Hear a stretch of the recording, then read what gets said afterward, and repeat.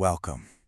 Let's take a moment together, a quiet moment to step away from all the noise and explore an ancient path that leads to a place of deep, unshakable peace, a state of supreme bliss. There's this beautiful line in the Bhagavad Gita. It speaks of a moment when our mind finally crosses over what it calls the mire of delusion. Now, this isn't just some dusty old idea.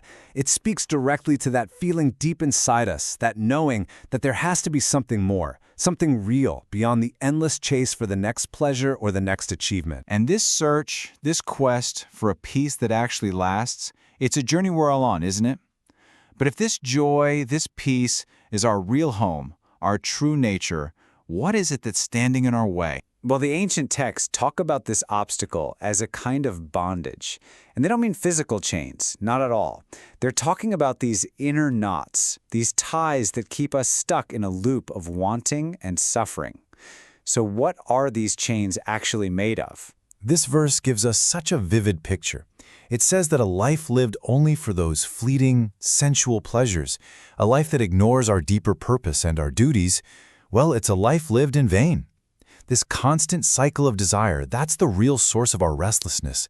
It's a profound truth that a life bound only to the senses is ultimately empty. So, how on earth do we untangle ourselves from these knots?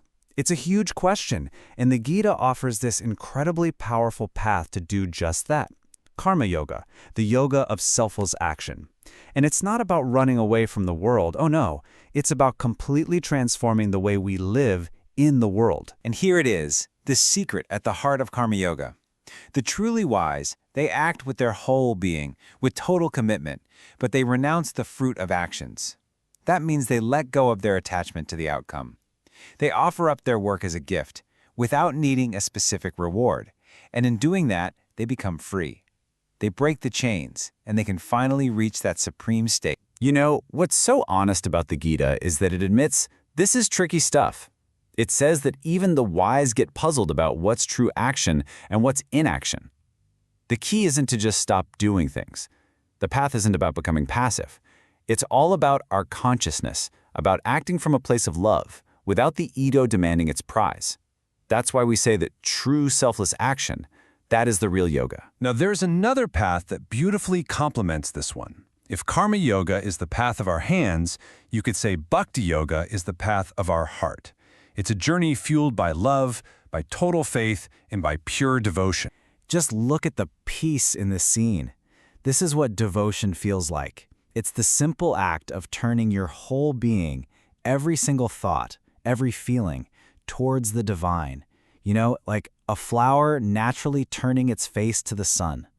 And in that simple turning, the ego just starts to soften and melt away in a love that's so much bigger than our own. And as this love, this devotion gets deeper, certain qualities just naturally begin to bloom. As you can see here, compassion, a freedom from that sense of I and mine, a real balance no matter what life throws at you. The most beautiful insight here is that these aren't rules you have to force yourself to follow. They're the natural result, the beautiful fragrance of a heart that has given itself over to love. And this is so important. Devotion isn't about hiding from life. It's about bringing that remembrance of the divine into every one of life's challenges. Think of me at all times, says the Lord, and fight. We can be right there on the battlefield of our lives, but our hearts can be resting in that sacred, peaceful space. It shows us that with faith and complete surrender, anything is possible. This brings us to our third path, a path of inner strength, of profound self-mastery. This way brings together jnana, which is the fire of true wisdom, with dhyana, the quiet practice of meditation, to find total inner clarity and control. I love this contrast because it says everything.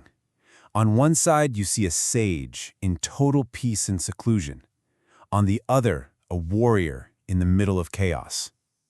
True mastery means building an inner fortress of peace that is so strong it doesn't crumble, whether we're in a quiet ashram or on the busiest, loudest battlefield of life. So how do we build this inner fortress? Well, the Gita gives us some very clear, practical guidance.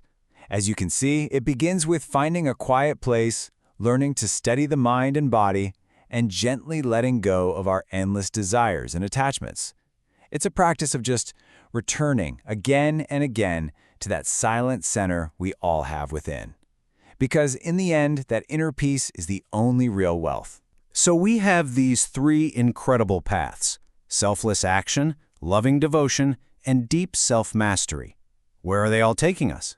Well, they might seem different, but they all converge at the very same destination: the attainment of supreme bliss. And you know, this blissful supreme state, it isn't something we have to create or invent, it's something we return to.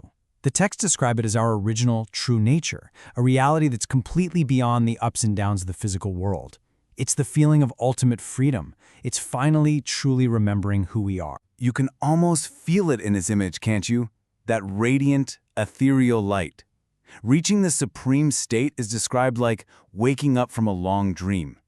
It's the moment you realize that divine self within you, an inner being made of pure light, pure consciousness, and pure bliss. And then, in that final, breathtaking moment of realization, all the walls we've built just dissolve. The enlightened person doesn't just see the divine inside themselves, they see it everywhere, in everyone. All this is God, the verse says. The whole world becomes a living, breathing expression of one sacred reality.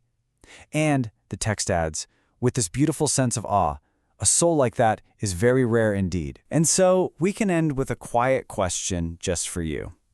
Of all these beautiful qualities, these paths, selfless action, loving devotion, or that inner stillness, which one is calling to your heart today? Which tiny seed can you begin to water in the garden of your own soul? Remember, just one step taken with love is more than enough. I wish you peace. Shanti.